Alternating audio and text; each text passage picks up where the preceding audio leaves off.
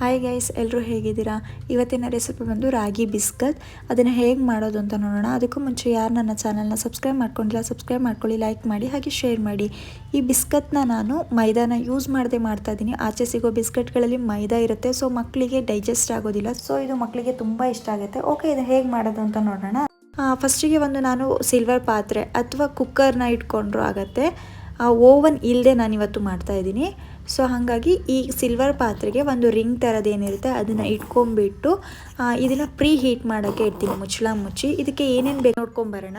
1 bowl ರಾಗಿ ಹಿಟ್ಟು, 1 bowl ಗೋಧಿ ಹಿಟ್ಟು, ಹಾಗೆ 3/4 ಬೌಲಷ್ಟು ಜಗ್ಗೆರಿ ಪೌಡರ್ ತೊಗೊಂಡಿದ್ದೀನಿ, ಬೆಲ್ಲದ ಪೌಡರು, ಸ್ವಲ್ಪ ತುಪ್ಪ, ಸ್ವಲ್ಪ ಹಾಲು, ಒಂದು 2-3 ಸ್ಪೂನ್ ಆಗೋಷ್ಟು ಹಾಲು, ರುಚಿಗೆ ತಕ್ಕಷ್ಟು ಉಪ್ಪು, ಹಾಗೆ ಏಲಕ್ಕಿ ಎಸೆನ್ಸ್ ಅಥವಾ ಏಲಕ್ಕಿ ಪುಡಿನ ಕೂಡ ಹಾಕೋಬೋದು. ಈಗ ನಾನು ಒಂದು ಬೌಲ್ಗೆ ಬೆಲ್ಲದ ಪುಡಿ ಏನು ತೊಗೊಂಡಿದ್ನೋ ಅದನ್ನು ಹಾಕ್ಕೊಂಡು ತುಪ್ಪನ ನಾನು ಬಿಸಿ ಮಾಡಿ ಅದನ್ನು ಕರಗಿಸಿ ತಣ್ಣಗೆ ಮಾಡಿ ಇಟ್ಕೊಂಡಿದ್ದೀನಿ. ಅದನ್ನು ಕೂಡ ಇದಕ್ಕೆ ಹಾಕ್ಕೊಳ್ತಾ ಇದ್ದೀನಿ. ಈಗ ಇದಕ್ಕೆ ನಾನು ಏಲಕ್ಕಿ ಎಸೆನ್ಸ್ನ ಏನು ಇಟ್ಕೊಂಡಿದ್ನೋ ಅದನ್ನು ಕೂಡ ಇದಕ್ಕೆ 1 ಡ್ರಾಪ್ ಆಗೋಷ್ಟು ಹಾಕ್ಕೊಳ್ತಾ ಇದ್ದೀನಿ. ನೋಡಿ, ಅಷ್ಟೇ ಸಾಕು. ಇದಕ್ಕೆ ಏಲಕ್ಕಿ ಪುಡಿ ಕೂಡ ಹಾಕೋಬೋದು. ನಾನು ಏಲಕ್ಕಿ ಎಸೆನ್ಸ್ನ ಹಾಕ್ಕೊಳ್ತಾ ಇದ್ದೀನಿ. ಇದಕ್ಕೆ ರುಚಿಗೆ ತಕ್ಕಷ್ಟು ಉಪ್ಪು ಎಷ್ಟು ಬೇಕು ನೋಡ್ಕೊಂಡ್ಬಿಟ್ಟು ಉಪ್ಪನ್ನ ಹಾಕ್ಕೊಳ್ಳಿ. ಇದನ್ನು ಇವಾಗ ಎಲ್ಲದನ್ನೂ ಹಾಕ್ಕೊಂಡು ಅದ್ರ ಮೇಲೆ ಚೆನ್ನಾಗಿ ಮಿಕ್ಸ್ ಆಗಬೇಕು. ಅಂದರೆ ಬೆಲ್ಲದಲ್ಲಿ ತುಪ್ಪ ಫುಲ್ ಹೊಂದ್ಕೋಬೇಕು, ಆ ಲೆವೆಲ್ಗೆ ಮಿಕ್ಸ್ ಮಾಡ್ಕೊಳ್ಳಿ.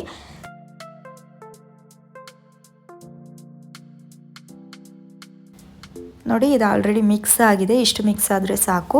ಇದನ್ನು ಫಸ್ಟ್ ಮಿಕ್ಸ್ ಮಾಡ್ಕೊಂಡಾದ್ರ ಮೇಲೆ ಇವಾಗ ಒಂದು ಜರಡಿ ಟೈಪಲ್ಲಿ ಏನಿರುತ್ತೆ ಅದನ್ನು ತೊಗೊಂಡ್ಬಿಟ್ಟು ಅದಕ್ಕೆ 1 ಬೌಲ್ ರಾಗಿ ಹಿಟ್ಟನ್ನ ಎತ್ತಿಟ್ಕೊಂಡಿದ್ನಲ್ಲ ಅದನ್ನು ಹಾಕ್ಕೊಳ್ತಾ ಇದ್ದೀನಿ. ಹಾಗೆ ಗೋಧಿ ಹಿಟ್ಟನ್ನು ಇದಕ್ಕೆ ಹಾಕ್ಕೊಂಡು ಇದನ್ನು ಜರಡಿ ಹಿಡ್ಕೋಬೇಕಾಗತ್ತೆ.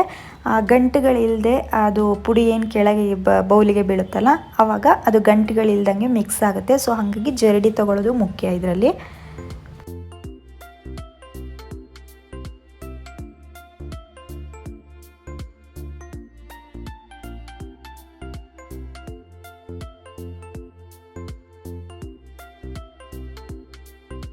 ಓಕೆ, ಇದು ಜರಡಿ ಮಾಡ್ಕೊಂಡಾಗಿದೆ. ಸೊ ಇದನ್ನು ಚೆನ್ನಾಗಿ ಎಲ್ಲದನ್ನೂ ಮಿಕ್ಸ್ ಮಾಡ್ಕೋಬೇಕಾಗತ್ತೆ. ಬೆಲ್ಲ, ತುಪ್ಪ, ರಾಗಿ ಹಿಟ್ಟು, ಗೋಧಿ ಹಿಟ್ಟು ಎಲ್ಲದು ಚೆನ್ನಾಗಿ ಮಿಕ್ಸ್ ಆಗಬೇಕು. ಸೊ ಆ ಟೈಪಲ್ಲಿ ಸ್ಪೂನಲ್ಲಿ ಚೆನ್ನಾಗಿ ಮಿಕ್ಸ್ ಮಾಡ್ಕೊಳ್ಳಿ.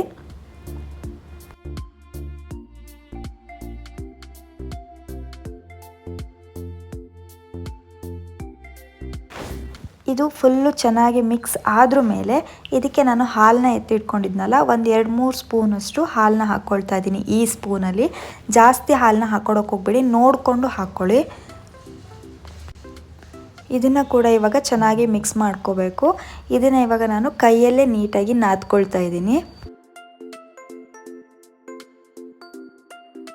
ನೋಡಿ, ಈ ಥರ ನಾದ್ಕೊಂಡ್ಬಿಟ್ಟು ಇದನ್ನು ಉಂಡೆ ಮಾಡಿ ಇಟ್ಕೊಂಡಿದ್ದೀನಿ. ಇದನ್ನು ನಾನಿವಾಗ ಬಿಸ್ಕೆಟ್ ನಮಗೆ ಯಾವ ಸೈಜ್ ಬೇಕೋ ಅಷ್ಟು ಪ್ರಮಾಣದಲ್ಲಿ ಹಿಟ್ಟನ್ನು ತೊಗೊಂಡು ಅದನ್ನು ಉಂಡೆ ಮಾಡ್ಕೊಂಡ್ಬಿಟ್ಟು ಬಿಸ್ಕೆಟ್ ಆಕಾರಕ್ಕೆ ತಟ್ಕೊಳ್ತಾ ಇದ್ದೀನಿ.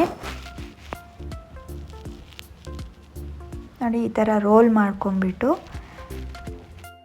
ಇದನ್ನು ಅಲ್ಲೇ ಪ್ರೆಸ್ ಮಾಡ್ಕೊಳ್ತಾ ಇದ್ದೀನಿ. ಇದಕ್ಕೆ ಬೇಕಾದರೆ ಚಾಕೋ ಚಿಪ್ಸ್ ಅಥವಾ ಆಲ್ಮಂಡ್ಸ್ನ ಪುಡಿ ಮಾಡಿಬಿಟ್ಟು ಮೇಲ್ಗಡೆ ಡಿಸೈನ್ ಮಾಡ್ಕೋಬೋದು ಅಥವಾ ಮೇಲ್ಗಡೆ ಹಾಕ್ಕೋಬೋದು.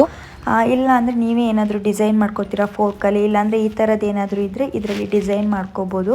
ಸುಮ್ಮನೆ ಸಿಂಪಲ್ಲಾಗಿರೋದಕ್ಕಿಂತ ಏನಾದರೂ ಡಿಸೈನ್ ಇದ್ದರೆ ಚೆನ್ನಾಗಿರುತ್ತೆ ಅಂತ ನಾನು ಈ ಥರ ಮಾಡ್ಕೊಳ್ತಾ ಇದ್ದೀನಿ. ನೋಡಿ, ಇದನ್ನೆಲ್ಲದನ್ನೂ ನಾನು ಈ ಥರ ಮಾಡಿ ಡಿಸೈನ್ ಮಾಡಿ ಇಡ್ಲಿ ಸೆಟ್ ಏನಿರುತ್ತೆ ಅದಕ್ಕೆ ಒಳಗೆ ಇಡ್ತಾ ಇದ್ದೀನಿ.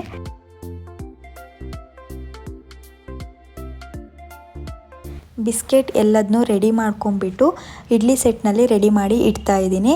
ಈಗ ನಾನು ಇದನ್ನು 15 ಮಿನಿಟ್ಸಿಂದ ಲೋ ಫ್ಲೇಮಲ್ಲಿ ಕಾಯೋದಕ್ಕೆ ಬಿಟ್ಟಿದ್ದೆ. ಸೊ ಇದು ಆಲ್ರೆಡಿ ಕಾದಿದೆ. ಇದಕ್ಕೆ ನಾನಿವಾಗ ಇಡ್ಲಿ ಸೆಟ್ನಲ್ಲಿ ಏನು ಬಿಸ್ಕೆಟ್ನೆಲ್ಲ ರೆಡಿ ಮಾಡಿ ಇಟ್ಟಿದ್ನೋ ಅದನ್ನು ಕೂಡ ಇದಕ್ಕೆ ಇಟ್ಬಿಟ್ಟು ಇದನ್ನು ಮುಚ್ಚಳ ಮುಚ್ಚಿ ಒಂದು 35 ಮಿನಿಟ್ಸು ಬೇಯಿಸ್ಕೊಳ್ಬೇಕಾಗತ್ತೆ.